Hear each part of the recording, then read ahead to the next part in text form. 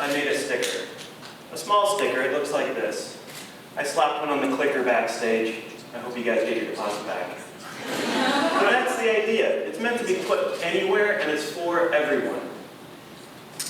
Since 2002, we've printed 2 million of these stickers, translated into 81 languages, and have been spread to every continent across the globe, spread by the ever-growing community.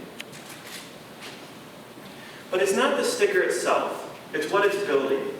Recently, President Obama was in town, and he was in the Pullman district, and you can see him in the crowd shaking hands. And a woman is holding up a cell phone about this far away from him, taking his photo, and there's a sticker on her case. It's one of those photos you can't share fast enough. It was well liked and got many uplifting comments. But the comment by Women with Drive stuck home. It said, "We love what you're building."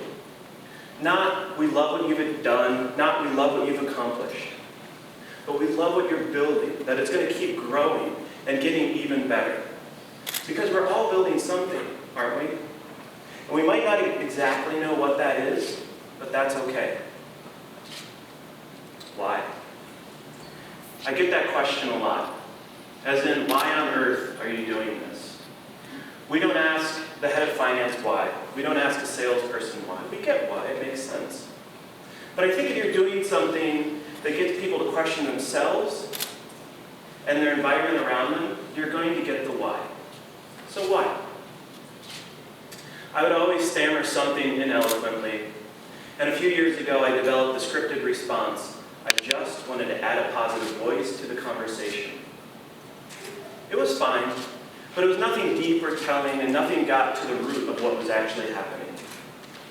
And it certainly didn't leave me feeling vulnerable. So why? I made this sticker because the noise of the world left me not feeling good about myself. Life is hard enough, and then you have all the judgments of society on top of that. And all those judgments seep into advertising, and it's all around you. And you can be made to feel like you don't have enough stuff, enough friends, enough status, enough things. And it's easy to hear the message, "You're not enough." Now I just want to pause and say, building a business is a great thing. Being able to make and create things and add them to the world is awesome. And then to make a living off of that and provide it for yourself and for others, that's the dream. I'm so lucky to be in that place right now. But to make people feel inferior just to buy your stuff, that's wrong. To make people feel inferior for any reason is wrong. And this little sticker is just there to say, hey, everything's cool as it is. Just be yourself. Don't be anyone else. The great philosophers, the Beastie Boys, said it best. Be true to yourself, and you'll never fall. So why not put this message out there? Why not do it in a rebellious way that grabs people and says, hey, it's all right? Why not do that? And after the why, we get the what's next. If you see the piece in the background, it towers at 12 feet tall, 40 feet long, 4 feet deep. It was the biggest piece I've ever made. It's a positive message that says, go for it. And this summer, as we were finishing it up, we were picking up random scraps of wood, sweeping up screws. I'm literally banging the dustpan into a trash can, and someone comes up and says, cool, so what's next? What's next? How about what's now? How about we celebrate this for a moment? And it was an innocent gesture at making small talk, but it does hint how we're wired, that we absorb information so fast. Everything comes in and out so quickly. It can bring on a cringeworthy fear. It can make you want to hold back a little bit for what's next. But I say forget that. Be outlandish in what you're doing. I know that you can type in and make your slides on the computer. But I went for it and spent weeks drawing and cutting these out of wood and putting them up in environments. Because I knew if I was going to be here talking about building, I knew I would need to build these. This one's just for me. They said I couldn't use note cards, and I like leaving myself little notes, so I just slipped them into the slides. But what I also like is that this is up, and right now someone could be walking by or driving by and kind of slunched over and say, yeah, good point. it's there or who made it, but that's what I love. I love building that conversation with the public. And you may recognize this piece on South Lakeshore Drive. But what you may not know is that it was built first, and then a home was found for it later, not the other way around.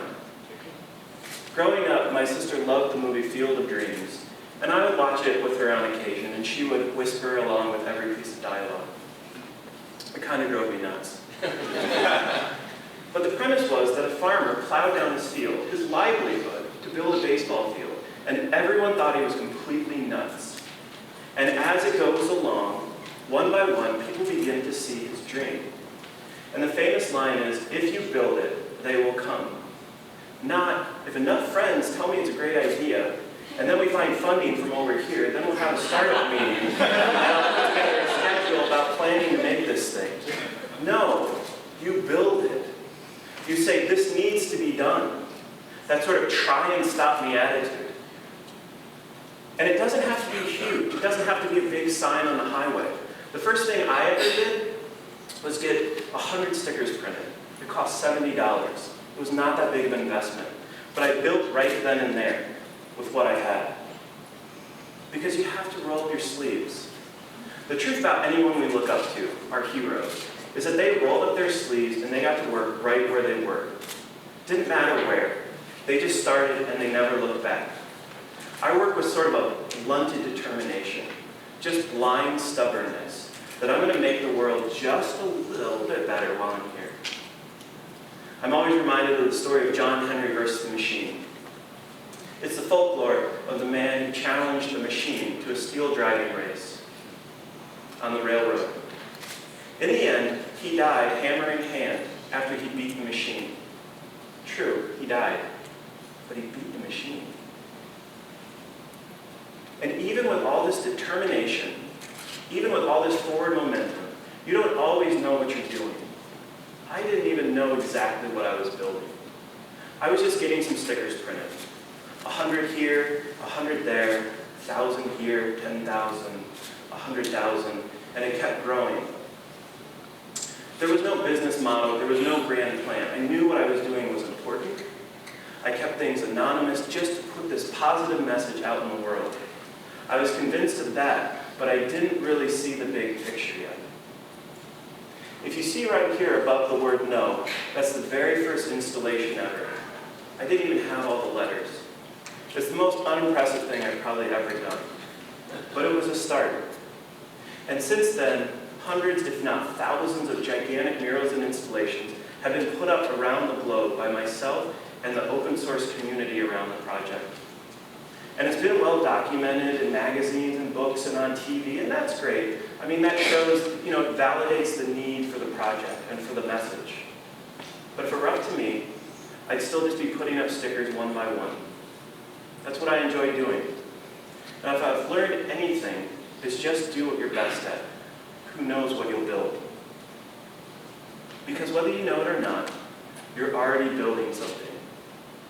If you had talked to me 10 years ago, well, first, I wouldn't have admitted any knowledge.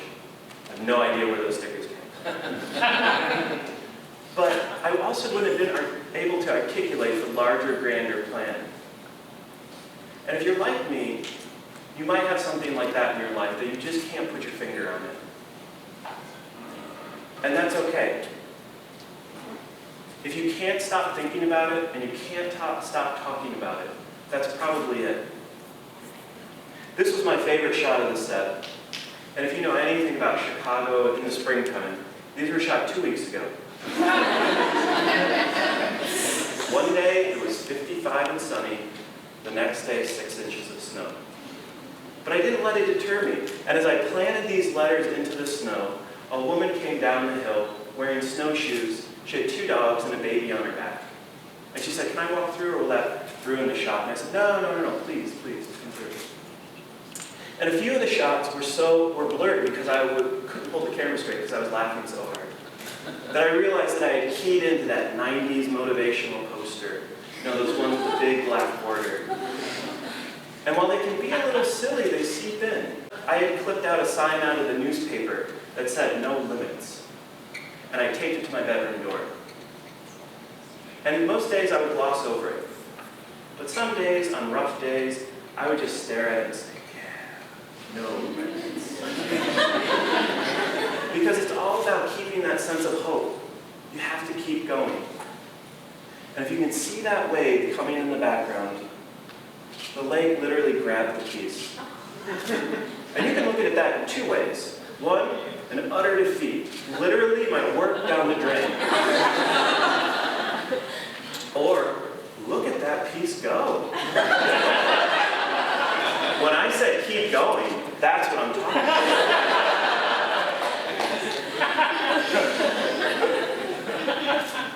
And whether you can believe it or not, over the last 13 years, I've received emails and letters that have not been in support of this project.